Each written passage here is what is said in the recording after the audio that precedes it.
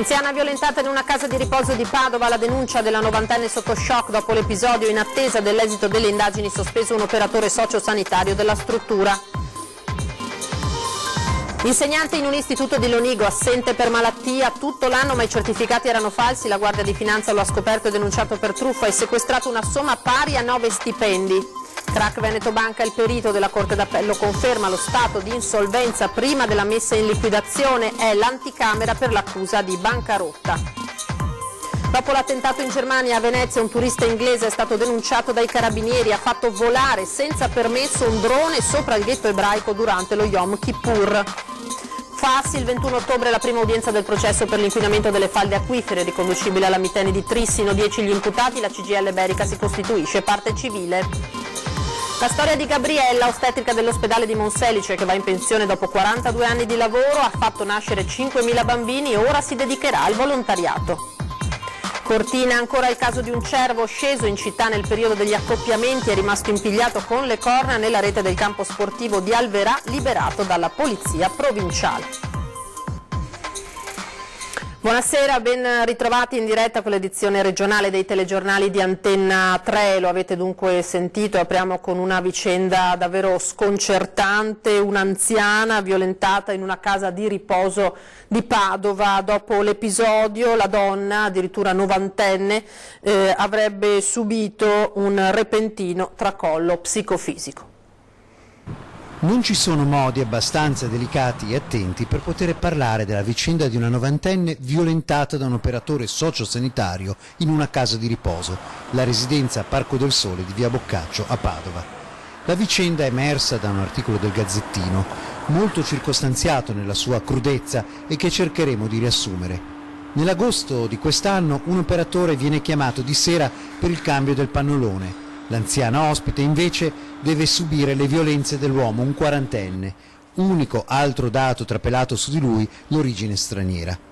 La denuncia presentata in questura parla di come l'anziana si fosse poi rifugiata, in preda al dolore e allo sconvolgimento, nella stanza di un'altra ospite per essere ritrovata solo alla mattina successiva dal personale della casa di riposo. Al momento, sempre per restare ai fatti riportati, il dipendente della struttura è sospeso in via cautelativa. Su di lui ci sono le indagini della squadra mobile e l'anziana signora, che prima dell'episodio era ancora autosufficiente, ha invece subito da quel momento un grave e immediato tracollo psicofisico. L'incidente probatorio è previsto per martedì 15, anche se la polizia ritiene il racconto dell'anziana plausibile. Il triste corollario è quello della reazione doverosa dell'amministrazione della casa di riposo con la direttrice, che assicura di come tutto il resto del personale si sia attivato subito per fare chiarezza, collaborare e isolare il comportamento, a cominciare naturalmente dall'allontanamento immediato dell'indagato, e inoltre di come verrà fatto tutto il possibile per trarre qualche insegnamento da questa angosciante vicenda. Il punto che rimane aperto è invece quanto ci sia ancora da fare per una gestione delle problematiche delle strutture che si occupano degli anziani e che sono destinate, per motivi demografici, ad occuparsene sempre di più. E ora una storia di tutt'altro genere, quella di un insegnante che aveva ottenuto una supplenza annuale in un istituto superiore di Lonigo, siamo nel Vicentino, ma durante tutto lo scorso anno scolastico non ha mai lavorato nemmeno un giorno. Il professore mandava certificati medici ma non era malato. La Guardia di Finanza lo ha scoperto e denunciato per truffa e gli ha sequestrato una somma corrispondente a 9 stipendi. Un 36enne di Reggio Calabria, insegnante a tempo determinato in una scuola superiore di Lonigo, è indagato per truffa aggravata ai danni dello Stato e false attestazioni e certificazioni. L'uomo non si sarebbe mai presentato a Lonigo, nemmeno per un giorno, per tutto lo scorso anno scolastico, giustificando le continue assenze con una serie di certificati medici che attestavano una sua patologia grave, che richiedeva una specifica terapia salvavita, ma continuando a percepire lo stipendio. Le Fiamme Gialle hanno scoperto che il certificato madre quello che diagnosticava la presunta grave malattia, solo apparentemente era stato rilasciato da un ospedale reggino, invece era falso. Il tutto all'insaputa del medico di base, del professore. Il furbetto avrebbe truffato la scuola di Lonigo e quindi il Ministero dell'Istruzione, incassando indebitamente lo stipendio per 9 mesi. La Procura ha così emesso nei suoi confronti anche un decreto di sequestro preventivo d'urgenza, nella forma per equivalente, cioè per un importo pari ai 9 stipendi guadagnati in modo forse disonesto.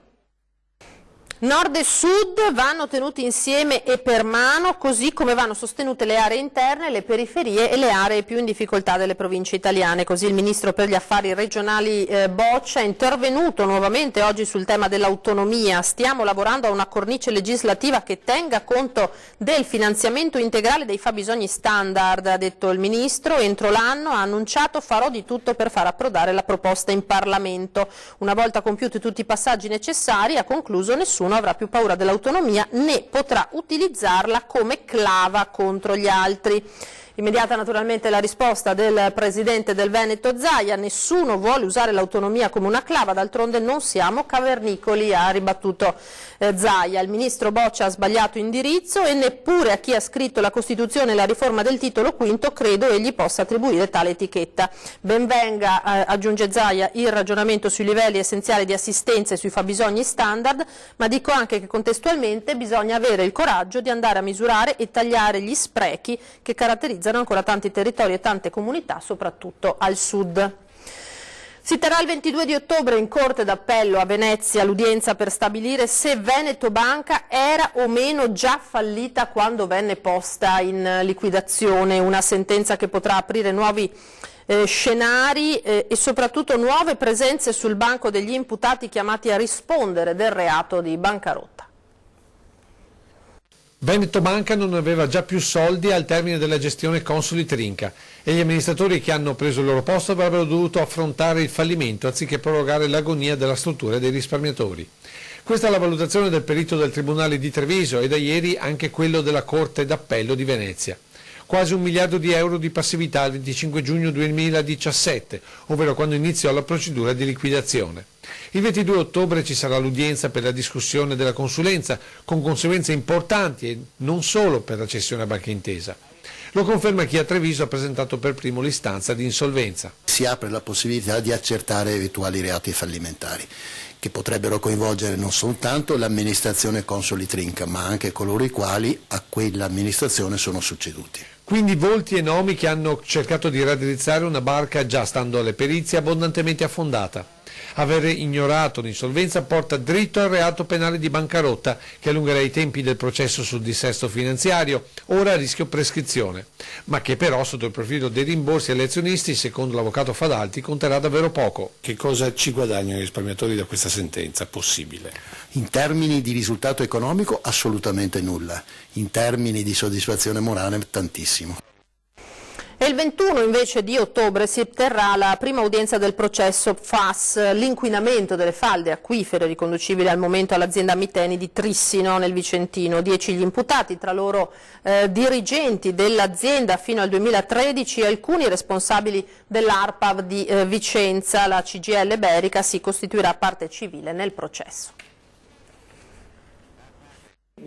L'hanno definita una scelta politica, un gesto di solidarietà verso uomini e territori offesi. La CGIL di Vicenza e la Federazione dei lavoratori chimici dello stesso sindacato si costituiranno parte civile nel processo sul caso PFAS, la cui prima udienza è prevista per il prossimo 21 ottobre al Tribunale del capoluogo berico. Imputate al momento 10 persone collegate fino al 2013 all'azienda Rimar Miteni e agli enti di controllo delle acque del territorio inquinate da PFAS in buona parte delle province di Vicenza, Verona e Padova. In questo caso la costituzione di parte civile è un atto politico per fare in modo che il processo accerti fino in fondo le responsabilità degli imputati. Un'azione per tutelare non solo i lavoratori ma anche i loro familiari, visto che molti risiedono nelle cosiddette zone rosse, quelle maggiormente contaminate dagli PFAS, ha ricordato il segretario dei chimici Giuliano Ezzelini Storti, oltre al fatto che nel suo statuto la Federazione dei chimici prevede non solo la tutela della salute dei lavoratori del settore, ma anche quella dell'ambiente circostante alle aziende.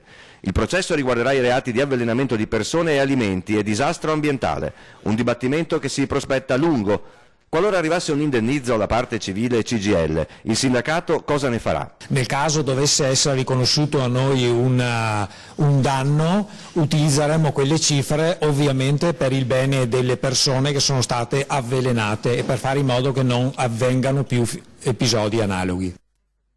Era una vicenda appena battuta dalle agenzie. La Procura di Padova ha applicato il codice rosso, ossia l'arresto immediato nel caso di violenza di genere a una donna di 35 anni che ieri aveva picchiato selvaggiamente la madre di 59 anni. Il fatto è accaduto a Pionca di Vigonza. La giovane donna è stata immediatamente allontanata dai carabinieri su ordine della Procura, che ha disposto il trasferimento della donna violenta in carcere a Verona. Ferite e traumi guaribili in 5 giorni per la madre. A Venezia un turista inglese è stato denunciato dai carabinieri per aver fatto volare senza permesso un drone sopra Campo del Ghetto durante lo Yom Kippur. Un drone in volo sul Campo del Ghetto a Venezia durante le celebrazioni dello Yom Kippur, festa ebraica durante la quale mercoledì un neonazista voleva compiere in Germania una strage. A farlo decollare sulla testa di decine di persone che affollavano il ghetto in quel momento un turista inglese che ha fatto volare l'apparecchio senza alcuna autorizzazione dalla sua camera d'hotel. L'episodio verso le 19, tra i presenti c'è stata subito preoccupazione. La folla, appena uscita dalla celebrazione in sinagoga, ha notato il drone che poteva potenzialmente cadere sul pubblico. Drone che non è sfuggito neppure all'occhio dei carabinieri presenti nel campo con un presidio. Seguendo il drone, i militari sono riusciti a individuare la camera d'albergo e identificare lo straniero, che è stato denunciato in stato di libertà, mentre la sua attrezzatura è stata sequestrata. Lavoravano come guide turistiche proprio a Venezia, ma non ne avevano il titolo. Gli uomini della Guardia di Finanza hanno scoperto ben 25 casi. La Guardia di Finanza di Venezia, nel contrasto all'abusivismo e alle irregolarità nel settore delle visite guidate, ha scoperto 25 guide turistiche irregolari operative in centro storico. Di queste 19 erano prive delle autorizzazioni necessarie per svolgere la professione. Le altre invece, durante i tour, non esponevano il tesserino identificativo, indispensabile per riconoscere gli abusivi dai professionisti abilitati. Agivano tra San Marco, Ponte di Rialto, il Ghetto e Campo Santi Apostoli. Le sanzioni vanno da 1.000 a 4.000 euro per le guide e gli accompagnatori abusivi, da 50 a 250 per la mancata esposizione del tesserino identificativo. La maggior parte delle finte guide erano italiane o cinesi, ma c'erano anche soggetti dell'Europa dell'Est e di nazionalità asiatica. Gli irregolari stranieri in più di un'occasione hanno cercato di nascondersi dietro alle difficoltà linguistiche per non incorrere nelle sanzioni, ma non è servito. Pulizie delle scuole, 143 lavoratori a rischio nella Marca trevigiana. Martedì ha annunciato uno sciopero. Scioperiamo perché vogliamo il mantenimento delle condizioni economiche e occupazionali in essere. Sono 143 solo in provincia di Treviso gli addetti al servizio di pulizia delle scuole che rischiano di trovarsi senza lavoro e per questo hanno deciso di incrociare le braccia martedì prossimo. Tutto ha origine dalla decisione del Ministero dell'Istruzione di internalizzare il servizio di pulizie di tutte le scuole italiane, revocando quindi i lavori ora eseguiti da cooperative. Ma le procedure per l'assunzione dei lavoratori da parte dello Stato non sono partite. Alcuni addetti poi non risulterebbero nemmeno in possesso dei requisiti richiesti. 23 lavoratori per l'esattezza, solo riferito al dato dell'anzianità di servizio.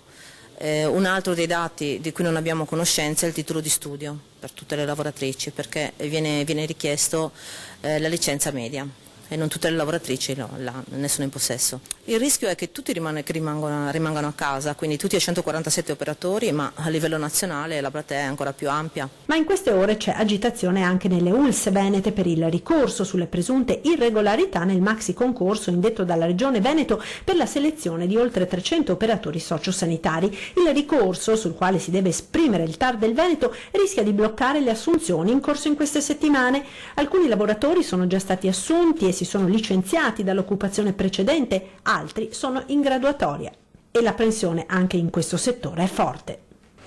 Ora ci fermiamo per qualche istante, ma torniamo tra pochissimo.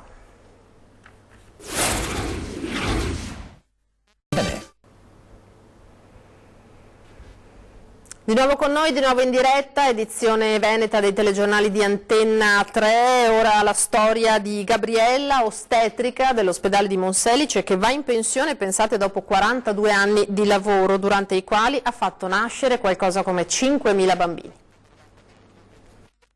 Lei ha usato la sala parto solo una volta, quando ha dato alla luce il suo unico figlio. Di fatto però è come se di figli ne avesse più di 5.000, tutti i bambini che ha fatto nascere in 42 anni di lavoro come ostetrica, sempre agli ospedali riuniti Padova Sud, Madre Teresa di Calcutta, di Monselice. L'11 ottobre Gabriella Bagatella, 60 anni, di Arre, andrà in pensione. Porterà con lei i ricordi di tutte quelle donne che ha aiutato a diventare mamme, le ha assistite e accudite nel momento più emozionante della loro vita. Ha preso in braccio e consegnato più di 5.000 neonati che hanno ricevuto la sua carezza delicata. Un lavoro che è stato una passione per Gabriella, prima infermiera professionale, poi ostetrica, studiando la notte sulle fotocopie dei libri. Tantissimi ricordi, per ogni storia porta con sé un'immagine d'amore, il travaglio e il dolore che scompaiono alla vista dei piccoli nascituri. In 42 anni di lavoro sono cambiate molte cose, dice. Le donne sono diventate giustamente più esigenti, adesso affrontano la gravidanza e il parto ad un'età diversa. I bambini no, loro sono rimasti uguali. Gabriella a novembre andrà in Perù per dedicarsi al volontariato. La promozione della salute mentale e la prevenzione del suicidio. Se ne è parlato a Verona in occasione della giornata mondiale della salute mentale. Dopo gli anni bui della crisi economica che hanno visto nel nostro territorio l'impennata del drammatico fenomeno dei suicidi degli imprenditori, oggi l'attenzione si è spostata sui giovani e la prevenzione del suicidio è stato il tema della giornata mondiale 2019 della salute mentale istituita dall'OMS. È oramai dimostrato che per i ragazzi fra i 15 e i 25 anni il suicidio è la seconda causa di morte e questo è ovviamente qualche cosa che ci deve fare fortemente riflettere. La diffusione dei social, il dilagare del cyberbullismo spesso contribuiscono ad acuire il disagio dei giovani, portando in alcuni casi anche a scelte estreme, un fenomeno dal quale il mondo degli adulti, dalla scuola alla famiglia al sistema sanitario, può e deve proteggere. Favorire una crescita serena dei bambini che possono avere una base sicura, che possono avere rispetto per la loro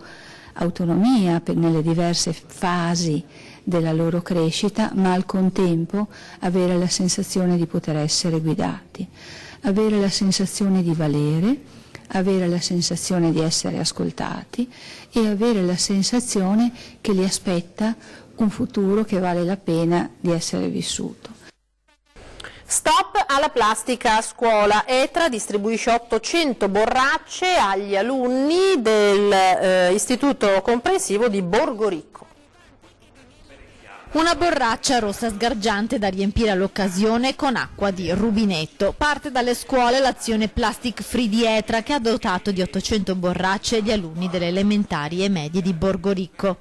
Noi oggi faremo omaggio ai ragazzi di alcune borracce riutilizzabili che potranno essere riempite di acqua, un'acqua buona, quella gestita da ETRA e distribuita dalla società.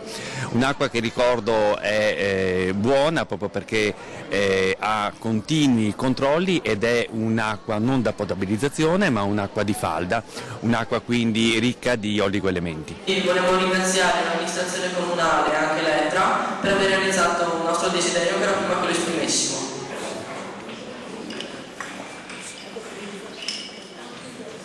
La cerimonia di consegna delle borracce con il logo di ETRA e quello del Museo della Centuriazione Romana di Borgoricco è avvenuta alla presenza di una folta rappresentanza di alunni che hanno promesso di impegnarsi al fine di ridurre il consumo di plastica. Le ultime stime infatti parlano di 14 milioni di tonnellate di rifiuti di plastica prodotti in Italia. Sensibilizzare le nuove generazioni all'uso di materiali biodegradabili e quello di borracce ricaricabili è una delle mission di ETRA, che ogni anno tratta ben 18.000 tonnellate di polimeri in plastica. Il comune di Borgoricco ha partecipato all'iniziativa e si sta impegnando per mettere in campo azioni concrete di salvaguardia dell'ambiente. qui a Borgoricco si è costituita un'associazione di ragazzi giovanissimi che cura la pulizia e il decoro urbano nelle strade delle città. Per noi è un orgoglio, si chiamano City for You, sono ragazzi dagli 11 ai 21 anni e vedere così dei ragazzi che si prendono cura del proprio comune e lo fanno gratuitamente credo sia un motivo d'orgoglio per gli amministratori e soprattutto per il sindaco del comune stesso.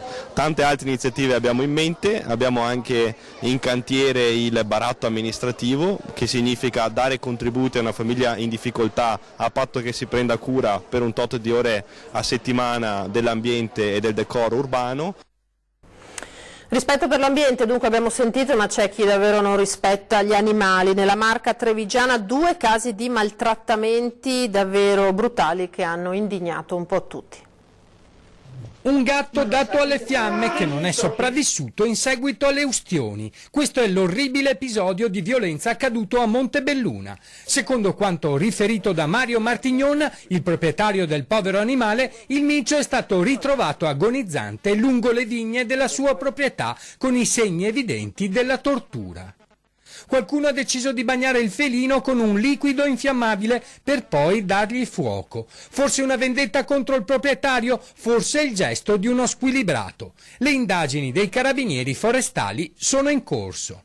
Un altro caso di maltrattamento riguarda un cane, Zeus, affettuoso e pieno di vita, la mascotta amatissima di una famiglia di Onè di Fonte. L'animale è stato ucciso da un centinaio di pallini che gli sono stati sparati con un fucile da caccia. Un gesto ignobile e chi ha sparato deve pagare. Chi ha colpito Zeus l'ha abbandonato gettandolo in un fosso ancora agonizzante senza allertare nessuno. Abbiamo portato subito dal veterinario, ma ovviamente non c'era più niente da fare. Ora è solo bruttissimo il ricordo e il pensiero di quanto ha sofferto. E sì, anche perché è impossibile che sia stato scambiato per qualcos'altro, i spari si vedono che sono stati presi da vicino e lui era abbastanza grande, bianco e grigio, quindi non era confondibile. I colpi sono stati sparati da vicino, impossibile pensare si sia trattato di un gesto accidentale. Gesti ignobili che vanno a colpire animali indifesi e che segnano indelebilmente anche i loro proprietari. Questo cacciatore non si rende conto quanto male ha fatto la nostra famiglia. Zeus era uno di noi. E ora vi mostriamo invece le immagini di un cervo che questa mattina è rimasto impigliato nella rete del campo sportivo di Averà a Cortina. L'ungulato maschio di circa 4 anni e del peso di 160 kg è rimasto intrappolato alla rete che gli si era avvolta alle corna. Il fatto è accaduto alle prime luci dell'alba e attorno alle 7 sul posto sono arrivati, chiamati da un passante, i carabinieri di Cortina con le guardie della polizia provinciale, i vigili del fuoco e alcuni soci della riserva di caccia di Cortina. Il veterinario ha somministrato al cervo un anestetico che ha consentito di liberare l'animale e restituirlo ai boschi. La scorsa settimana a Cortina un altro cervo che aveva perso invece l'orientamento era finito all'interno di un negozio in largo Poste. Anche in quel caso era stato recuperato e poi portato nel bosco. Questa sera dopo i nostri telegiornali come sempre appuntamento con 20:10, ospiti in studio Giampaolo Vallardi, presidente della Commissione Agricoltura al Senato e Paolo Quaggio, presidente della CIA di Venezia. È tutto per questa sera, io vi ringrazio per essere stati con noi e vi auguro una buona serata, arrivederci.